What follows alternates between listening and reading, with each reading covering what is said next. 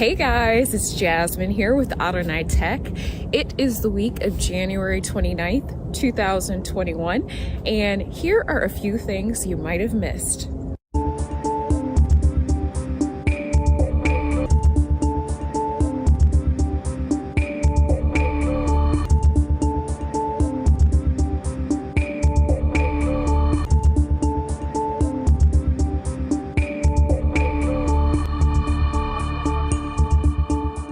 दिक्कत तो किसानों को होगी ही होगी। जो किसान घर से 100-100 किलोमीटर से 200-200 किलोमीटर से यहाँ पे पड़ा हुआ है, तो उसको पैनिक देने के लिए सरकार ने कदम उठाया है।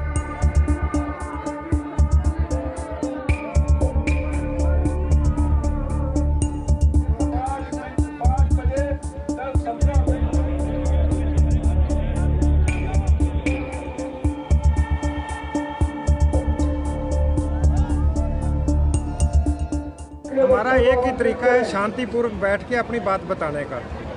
तो ये शांतिपूर्वक अगर गांधी जी ने खाली जो है बैठने से, धरनों से जो है आज़ादी ले ली थी, तो हमें भी एक दिन जो है हमारा जो है हक मिलेगा ज़रूर। हम इसी पे विश्वास करते हैं और शांति से बैठे हैं। बैठना हमारा हक है, वो कोई हमें रोक नहीं सकता।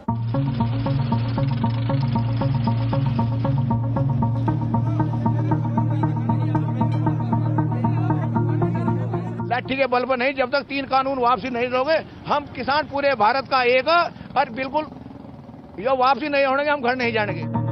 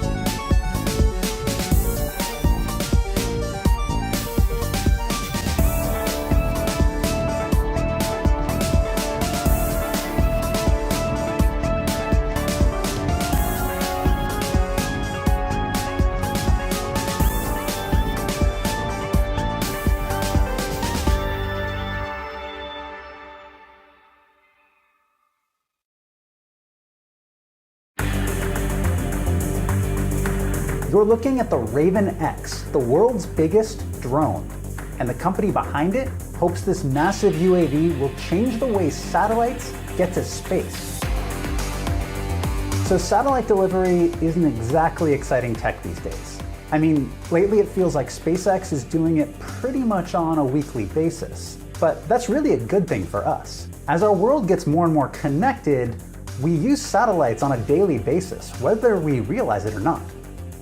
But launching a rocket from the ground is no small task. It's a massive effort that not only requires a ton of equipment and fuel, but thousands and thousands of hours of manpower. And that's where a company called Avum sees an opportunity for the Raven X. This is a massive drone designed to be an autonomous aerial launch system for small satellites. Standing at 5.5 meters tall and 24 meters long, with an 18-meter wingspan, Avum calls it the world's biggest drone. CEO and founder Jay Skylas told me he's still in awe when he sees it up close. You design it on the computer, and then when you see it in real life, you're like, holy crap. Just like that, you're kind of speechless for a little while, and then you go, well, I guess this is what we're flying. The Raven X can take off and land on a runway as short as 1.6 kilometers. Now, this is a 3-stage launch system, with the Raven X being the first stage. So once the drone reaches the right altitude and speed, the 2-stage rocket drops and launches, delivering the payload to low Earth orbit. Avum's goal is to have the ability to make deliveries to space at a high frequency. Now, Skyless says when they've got their fleet of drones built out, they'll be able to deliver payloads to anywhere in low Earth orbit every 180 minutes. And he says the system is 70% reusable, and he's hoping to get that number close to 100%. The first stage can just land, throw another rocket on, and it can take off again, just like an airliner would at the gate.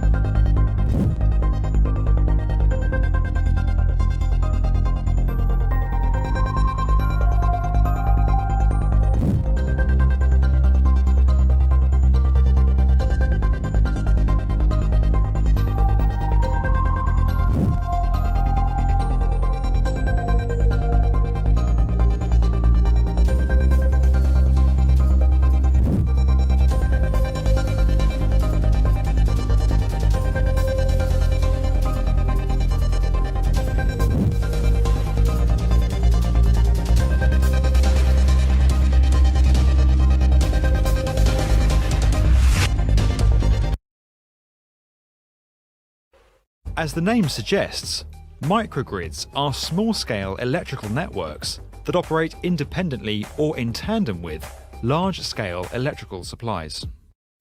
As part of their pledge to honour the 2016 Paris Agreement on climate change, cities around the world, including several in the United States, are passing legislation to make all new public buildings and developments emission-free.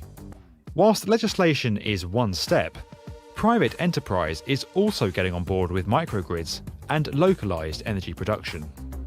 Pursuing clear environmental benefits and reduced operating costs, developers are beginning to integrate systems from forward-thinking manufacturers and technology entrepreneurs alike.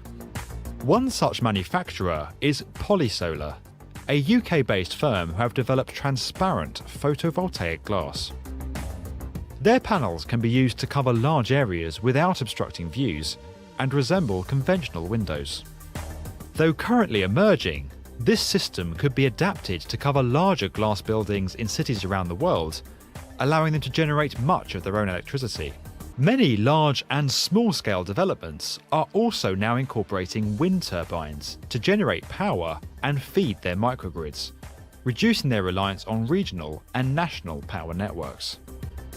Energy market analysts Pike Research estimate that microgrid power generation has now increased 5-fold from 2012 levels.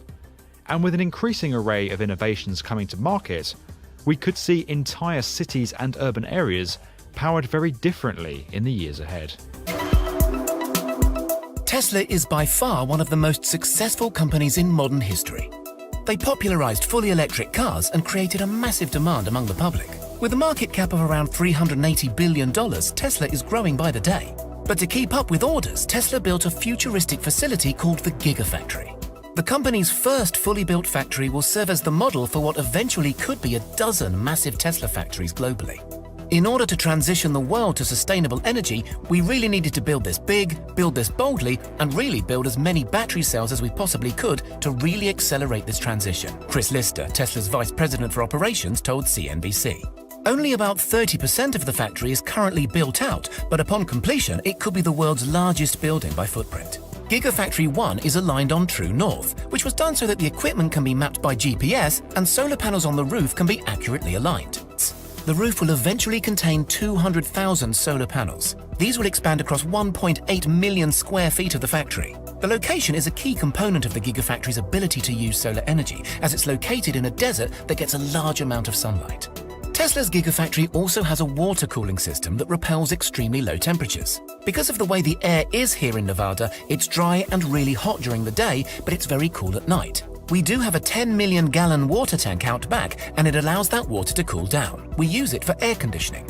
A lot of the equipment requires chilled water to operate to keep it running, said Lauren Cito, a Tesla employee. At least 5 states competed to attract Gigafactory by offering tax incentives, cash grants, and other methods in the hope of future business. California, Arizona, Nevada, New Mexico, and Texas, where San Antonio had offered bigger incentives with no sales tax but did not get the factory.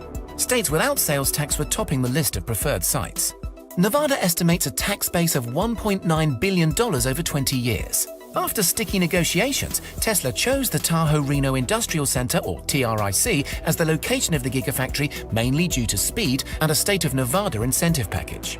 Other location reasons were rail access, direct salability, and low air humidity to ensure less than 300 parts per million humidity in production. The TRIC owners gave the first 1,000 acres to Tesla for free. Always one for dramatic announcements, Tesla's controversial CEO Elon Musk declared that he planned to build around 100 gigafactories in the coming years.